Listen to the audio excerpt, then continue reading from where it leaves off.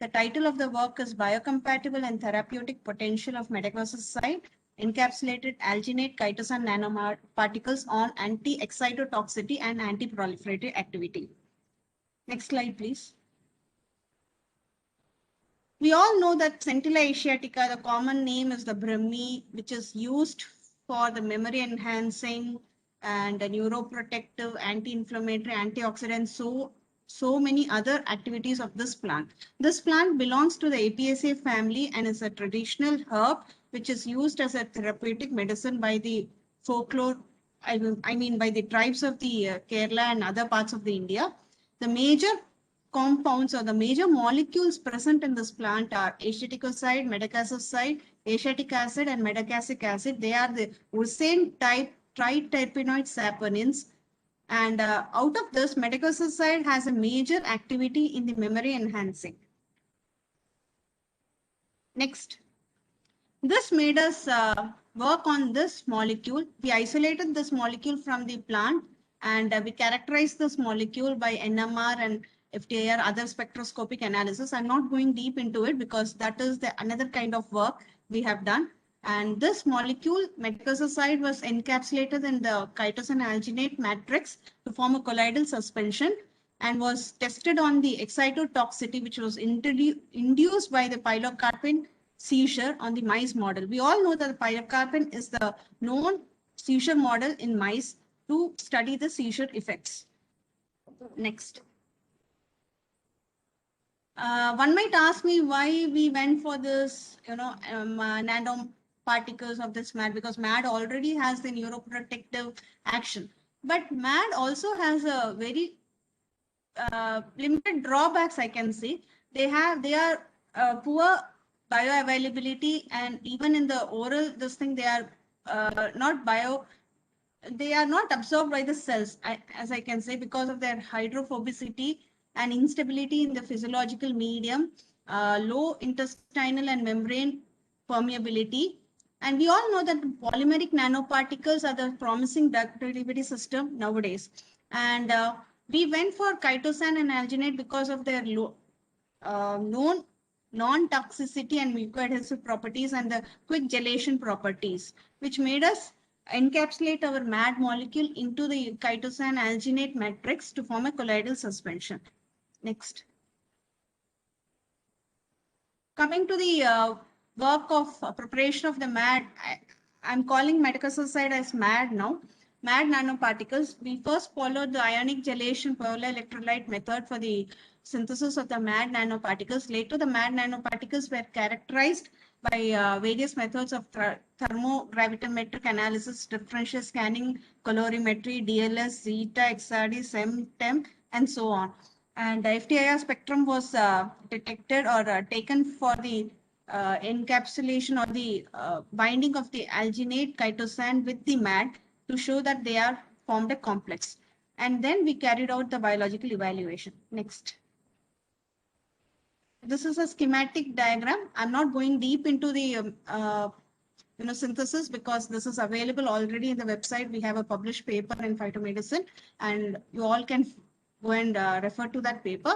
We mix the sodium alginate, calcium chloride, metaclosicide and chitosan in a fixed ratio, and we follow the ionic gelation polar electrolyte complexation method to form a colloidal suspension. This was later centrifuged, and the pellet which constituted our MAD-NP, that is MAD nanoparticles, were physically chemically characterized and later on went for a biological evaluation. Next. And the efficiency of the trapped drug was calculated using the following formula, and later the in vitro drug release was also studied. Next. Here we found that the DLS spectrum showed us a DLS size of the molecule around 100 to 1000 nanometers, and the PDI index or the polydispersity index was 0.4, which is very ideal for a nanoparticle to cross the membrane and for the stability, homogeneity of the molecule, because above 0.7, according to ISO standards, make it heterogeneous. So below 0.7 makes a homogeneous suspension. And next, coming to the zeta potential, which was minus 32.2, which is a negative zeta potential, very apt for the penetration into the biological membrane and maintaining the stability of the nanoparticle. The figure C shows the uniform distribution of the nanoparticles on the surface with the SEM image. The TEM image shows a particle range of 200 to 600 range nanoparticle, that is 10 to the power of 6 nanometers particle range in the TEM analysis. XRD showed as crystalline nature of our nanoparticle. And coming to the in vitro drug release, we could find within 24 hours there was a control and sustainable release of our drug, which was very helpful for our study. Next. Coming to the thermal characterization, DTA, TGA, and DCA showed that there was a characteristic encapsulation of the MAD into the nanoparticle. TGA showed a characteristic peak of 179.98 and 264.68 degrees centigrade, which was in between the chitosan alginate and the MAD nanoparticle, which made a clear indication that MAD was encapsulated into the chitosan alginate matrix. DTA also showed a exothermic peak of 256.72, which was in between the chitosan alginate copolymer matrix, and DSC showed a peak of 148.86, which showed a exothermicity or the thermal stability of the nanoparticle. Next. Sorry, this figure is not, it is there in the published paper, you can go through it. And we found that the FTIR results showed us a barometric peak shift of C bond, OOC bond, and HS stretching peaks of 2880, 1593, 1429, and 1292, 1042 of the peaks characteristics of chitosan, alginate, and MAD, which were evident in the nanoparticles. And thus we found that the MAD nanoparticles were encapsulated into the polymer matrix and formed a colloidal suspension. Next. This is a till now, we found all the physicochemical characterization of the encapsulated molecule. We found that the MAD was inside the matrix and everything. So now we came to the biological evaluation. The evaluation was divided into two portions. One is for the excitotoxicity with the seizure model of the pilocarpine, and another is the antiproliferative for the glioma cells. Next. Here, the seizure model, we induce the seizure in the mice with the pilocarpine, which is a well-known set model for the excitotoxicity or neurotoxicity studies.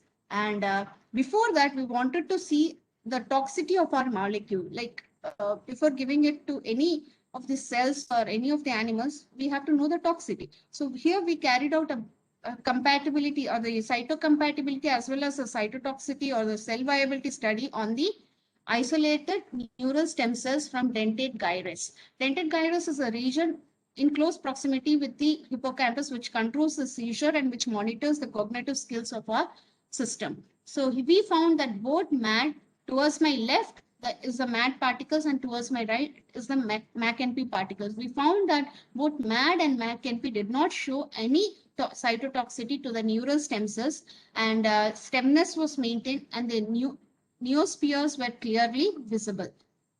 And also with the control, with MTT assay, we found that 200 up till 200 microgram, we did not find any toxicity onto the cells. Next slide. Next, coming to the brain permeability and integrity by the Evans Blue assay. Evans Blue assay is always carried out for the to study the blood-brain barrier permeability and integrity. For a drug to cross the blood-brain barrier, it has to be in a form which can crisscross the membrane.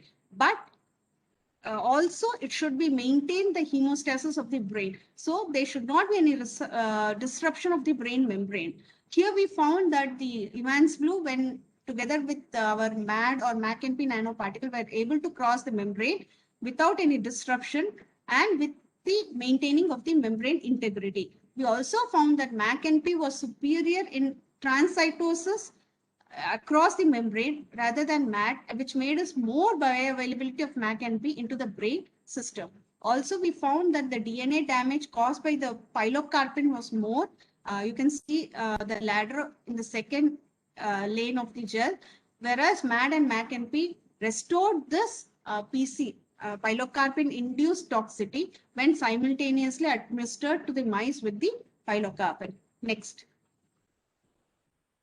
Coming to the seizure scoring of the animals, we found that intravenous injection of pilocarpine alone caused a seizure within 30 minutes. The latency period of 30 minutes had caused about 100 seizures in the mice, whereas when pilocarpine was administered intravenously with the MAC-NP, the latency period was 120 and we did not observe any seizure in the animals. Next.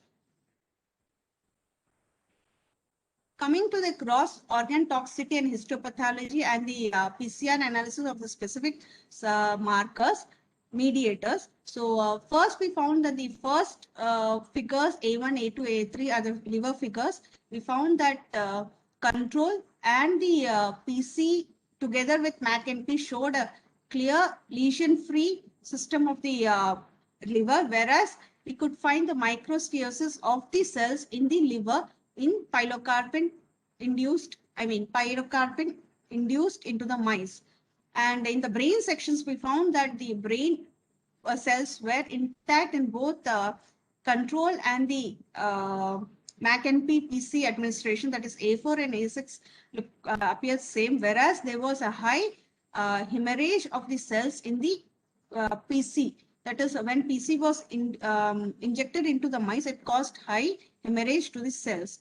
Next, we came to the specific markers of heat shock protein, BCL, and caspase-3. We found that when MAC-NP was together administered with PC, all these specific markers were expressed in a lower level compared to PC alone treated animals. And we also found that MAC-NP regulated this PC insult by the MAP kinase pathway, that is mitogen activity protein kinase pathway, in our real-time PCR studies. Next. Now one may ask me why, how can I say that the particles have entered the brain or so-called brain membrane and all. For this, we went for a biological electron microscopy biodistribution study. First two slides, that is A and B, are the SEM morphology for the biologicals, and that is the sections of the brain taken from the treated mice, and the brain section showed a uniform distribution of our particles in first two. Second, C, D, and E are the control pilocarpine, MAD, and MAC-NP particles. We can clearly see that the particles are present in the brain sections of the mice, black color dots, and they were clear, intact cytoplasm, mitochondria, and everything were intact. There was not any disruption of the organelles. Whereas in pilocarpine, we could see there was a blebbing, continuous disruption of the membranes of the cytoplasm and mitochondria. Next. Next. Coming to the conclusion for the, can you go back to the slide? Yeah. Coming to the conclusion of the part 1 of our study, we found that the MAC-NP showed no particle toxicity to the neural stem cells from DG, and MAC-NP together with PC acts through a mechanistic pathway of MAP kinase, and it also has a PDI index of 0.4, indicating its non-aggregation of nanoparticles and long retention time in the body circulation. Besides, this study revealed that it has a protective action against excitotoxicity with regards to its larger surface area, size to charge ratio, biodegradation, and bioavailability. Hence, this might be a therapeutic agent for the brain from toxicity in cells caused by the PC. Next. Next. This is the second part of our study. Here we compared the biocompatible Madagascar encapsulated alginate chitosan nanoparticle and their anti-proliferative effect. Here we study the first we studied the cytotoxicity of the MAD particles in the MAC-NP with the isolated astrocytes from the mice brain. We stained the mice brain with GFAP and DAPI to see if there was any reactive astrocytes or any gliosis associated with the toxicity of the molecule as well as the nanoparticle. Interestingly, or to our help, they both the molecule and the nanoparticle did not show any reactive astrocytes up to a concentration of 200 microgram per ml, which was a therapeutic concentration for our study. And the cells were all intact with the cytoplasm, and the cytoskeleton was intact, nuclear were intact. Coming to the next, we found the cytocompatibility of the molecule with the isolated brain, mice brain astrocytes. We found that MAD was, MAC-NP was more superior to MAD. It did not cause any apoptosis to the cells, which is clearly seen in our flow cytometry diagram B3. MAD has 87.4 normal cells, without undergoing any apoptosis, whereas MAD had only 79.2 cells.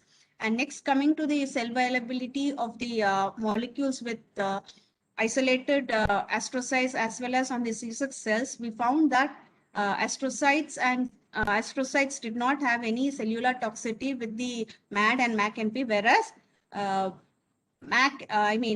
C6 caused, there was a cell toxicity of the MAC and MAD on the C6 cells. Next.